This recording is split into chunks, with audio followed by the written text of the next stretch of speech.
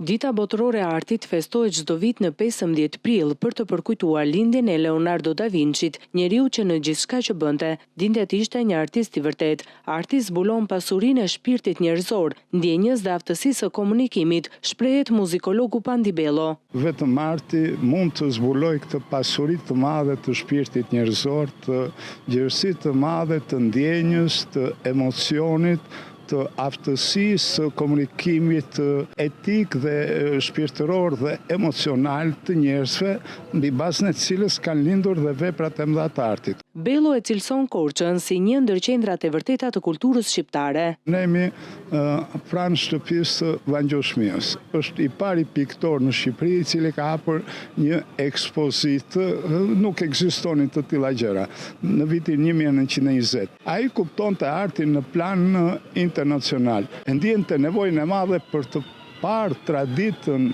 e kulturës së madhe të rilindjes dhe romantizmit italian dhe shkoi përsëri të vazhdoi studimet edhe në Itali. Disa prej veprave të piktorit të popullit Vangjoshmio, i cili renditet në mesin e piktorëve më të mëdhenj të traditës shqiptare, nën kujdesin e së bijës Rozeta, ekspozohen në shtëpinë e Vangjushit, që njihet si Muzeu Vangjoshmio, ndërsa çdo vit në Korçë, si ndjekje e traditës së arteve figurative, zhvillohet kolonia e piktorëve Ditët e Mios.